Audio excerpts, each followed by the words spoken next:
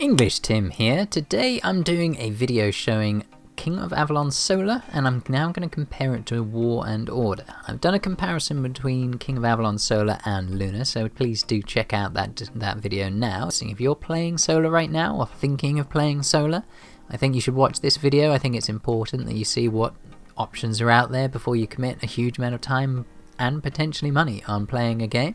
So let's get into it now. Now, if you do want to play War and Order, give it a go to see what it's like compared to Solar. I do have a code, so follow the link in the description to download War and Order. And if you're a new player who started after 29th of November, then use the gift code EnglishTim with a capital E and a capital T, and that will get you some free stuff to get going. I'm in realm 1433 if you want to come and join me. So as a basic first overview, King of Avalon and War and Order, they both follow actually a very similar sort of construction from the basic premise of the game. They have a castle at the center of your civilization. You have one city per account. Now that one city has a lot of different buildings that have different functions. If you play either of the games, you'll recognize virtually every single building in the other one. The basic core functions are exactly the same, and the basic principles that you build up your gear, you build up your farms, you build up your city, and you keep leveling up to improve your power. Those basic core functions, they're exactly the same on both games, so you'll feel quite at home whichever one you play. You'll be quite happy on both for that basic functionality. So what is it that will separate those two games? Then in King of Avalon Solar, you'll find fighting is based around one uber powerful player being able to really dominate a battlefield. So if we look at, let's go across now. So on the Solar version of the game, if somebody wants to send a big powerful attack, generally what they'll do is they'll use a mega rally. So if I go now and check out somebody in an opposing alliance, then we've got the rally functions. There are rally functions in War and Order. However, in War and Order, I've not seen yet the equivalent to a mega rally. So a mega rally is where the most powerful players' battle statistics, tech, if you're a War and Order player, is applied to everybody in that march. So one uber powerful player can take all the troops from everybody else and turn them into the same power players that they've got. A hugely powerful thing, so it means one uber spender in an alliance can make a huge difference in a battle. Standing on their own, they can fight extremely well as well. Their stats can be so much further past all the other players. It's absolutely unfathomable how big the difference is.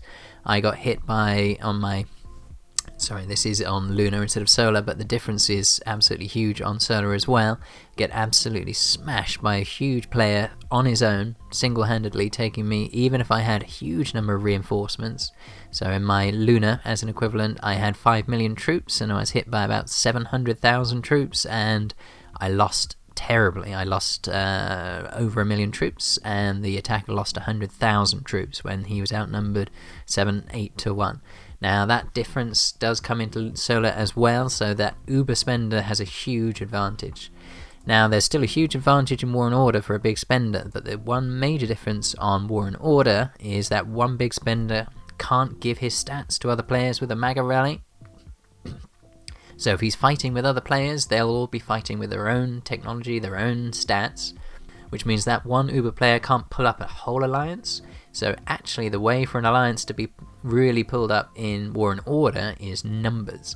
If you get a lot of people fighting and using what's called a timed attack, what you do is you all attack the same city and just arrive at the same time. You don't rally, so there's no rally capacity limits. You can all get there at the same time. So an alliance with 30, 40 active players all on at the same time is a huge threat in War and Order. So active players, even low spending active players fighting together as a unit, way more effective. So War and Order really it likes players who play a lot effectively, whereas King of Avalon, it is far more beneficial to spend a lot than to play a lot.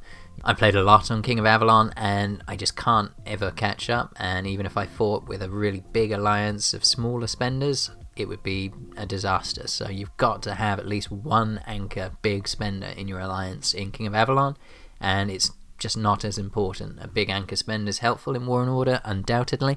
However, it won't be quite so powerful as 30, 40 really active players. So get together as a group, low spenders working tightly together, massive improvement in what you can do. Now, one thing I found is for events, there's way more events in War and Order than there are in the King of Avalon Solar game. Now, I've compared Solar to Lunar, where Lunar has a huge amount more events than Solar. It's the same difference with War and Order. There's just way more to do in War and Order. The number of events per day is substantial. If I'm in Solar now, if I scroll down here, you might think that's quite a lot of events, but actually, Portal, that only happens every couple of days. Royal Arena, it's not, this one is not super exciting, but it is technically an event, and otherwise there's 2 other events, so Alliance Hunt, Excalibur Invasion. Now, Excalibur Invasion won't actually start till Saturday, so in reality, today you have the Alliance Hunt, the Royal Arena, and there's a 50-50 chance your Alliance might be doing the Portal. Otherwise, that's it. That's pretty much your entire day, and those are your events to choose between. Now, let's have a look at War and Order. So I bring up the event center on here. We've got a version of the gold event, so this is increasing your kingdom buildings and technology to get extra points. There's a pet carnival where you capture horses and grow them. Anubis Tower, which is going up the tower and defeating various monsters game. Custom pack, that's just a purchase pack. Hunting Day, so this is one where you can complete quests to advance your other rewards. And then we've got a Christmas sort of giveaway. And Fiend Crusade, so killing extra monsters here, and you can get extra rewards for killing monsters. And then we've got Path to Wealth, Growth Fund, and those are just the sort of day-to-day things. And then we've got the actual inverted commas big events, so Territory Defense, Monster Swarm, Demon Invasion. Now, Territory Defense is a lot like the Fallen Knights event, but I think a much improved version. Monster Swarm, this is one where you can go out and attack monsters to get points, so similar I suppose to the Barbarian events in Solar. Demon Invasion is a lot like the Golem, however if you play Solar only you don't even know what the Golem is because they haven't brought that in yet. And Dark Abyss, again very similar to that. So these are the sort of current events, and then the bigger events, they've got Void Wars, Strongest Lord, Crown Wars, Fight for Supremacy, which is a bit like the Ultimate Alliance Conquest. And then they've got in the Alliance tab, there's also they've got the Monster Swarm event. This is where you all join together to attack monsters. And then the Fiend Trial, which is where you take on an uber powerful monster. It's a bit like the Portal, except you all play whatever time of day you want, and you all fight the same monster at whatever time you want. Now, difference with Solar, I actually like, in a way, that Portal requires you all to be online at the same time. Our alliance got quite quiet in my last alliance, and it was basically the only time we'd all come online to play, have a chat, and then get offline again, so it brought everyone together.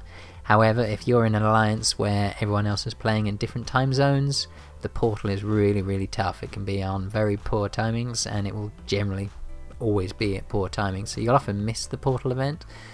So then we've got Elite Adventures as well, so if I scroll down, Elite Adventure here, so these are sort of castle attacks that you've got to do together, so again it's a different kind of a format, but when you put it all together there's just a huge amount going on. So out of interest, if you're a more casual player and you're only playing, you want to be on once or twice a day, you don't really want to play a huge amount of little games, go to Solar. Actually, King of Avalon Solar is great for somebody who doesn't really want to play too much.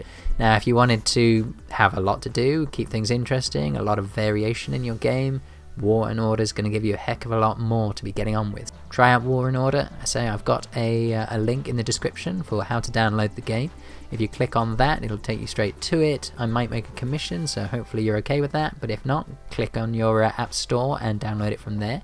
And once you're in, click on the gift code EnglishTim with a capital E and a capital T. So I am EnglishTim, thank you for watching this video. If you're liking my content, don't forget about that subscribe button and then clicking on that notification bell so you'll get updates about when my next videos are coming out. Join me in part 2 of this video when I cover mini games, and I also consider the interface and the chat functions and other functions like that, which are really important to a game where you've got to play with other players. So hopefully you'll enjoy that as well. So thanks for watching.